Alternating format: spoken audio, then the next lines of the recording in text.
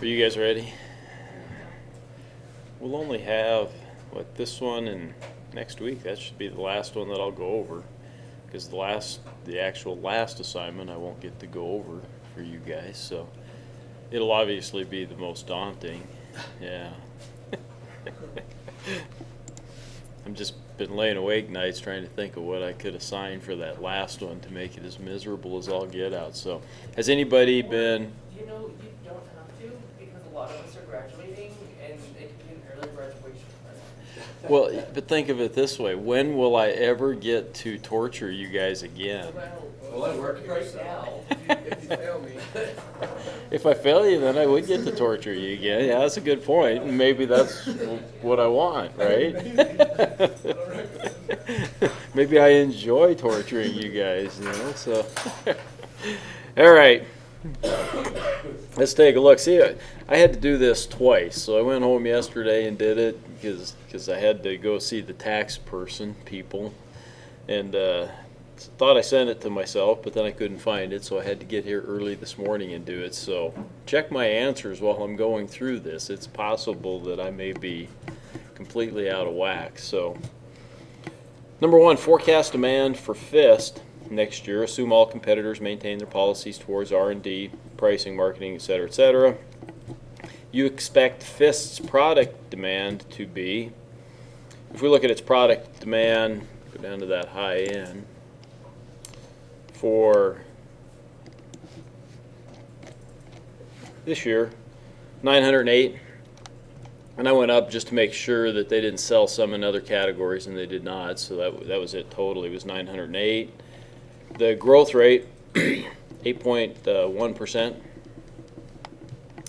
So if I do the math, it should simply be the 908 times the 1.081%. I know some of you are looking at some more complicated ways of doing that, looking at the total demand and taking the market share and doing some things like that. You may well have come up with the same or a very similar answer, depending on rounding.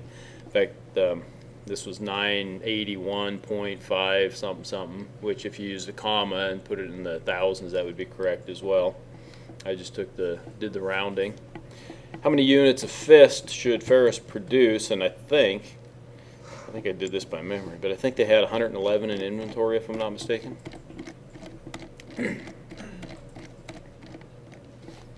FIST inventory 111, so they simply needed to produce 871, right? The 982 minus the 111 that they have in inventory going into next year. So okay, was I close on that one, I hope? All right. Second one, assume Ferris will have a new design for its product FIST, picking on FIST next round, that can reduce its material costs. Just kind of going through a break-even analysis. I won't reread all the numbers and stuff there.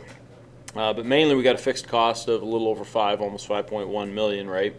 So our variable cost, if I total them, will be the 1453 plus on the material and 918 on the labor. So I'm going to have a total variable cost of 2371 next round. My price is going to be 3650. So my gross profit per item, 1279. Some people might have calculated a gross profit as a percentage and worked things that way, and that can work as well. You can certainly do that as a percentage. So break even equals my fixed cost just simply divided by my gross profit per item, right? And that's how much I'm going to make per item, and I know what my fixed costs, and so I need to figure out how many of those I need to sell in order to match up to those fixed costs. And so fixed costs of about 5.1 divided by the 1279, I came out with 309, just short of 400,000 units should be my break-even point. So again, or 398 if that's what you put, dot, whatever. That would be correct as well. So 3, this one a little more subjective probably. So I'll kind of have to read everybody's and go through it and see how much information you gave me anyhow. Baldwin issued $29 million, which is a decent amount of debt, right? Long-term debt, what effect, if any, did that have on? And I said probably no math, but a good detailed explanation. I did a little math, but I didn't use my calculator. This is just kind of stuff in my head. Our interest rates are around that 10% range, 8 to 12, somewhere's in there. So I kind of in my head, 29 is going to cause about, $2.5, $3 million probably in interest. That's kind of significant, okay? The after-tax effect, would still be about $2 million, okay? You get to write off your interest, right? And so whatever your tax rate is, you can reduce that effect by that amount of whatever your tax rate is, okay? We should all know that after yesterday and today. So everybody take a good look at Denise. Tomorrow she probably won't be in as good a shape because they'll probably have a party tonight, right? Maybe.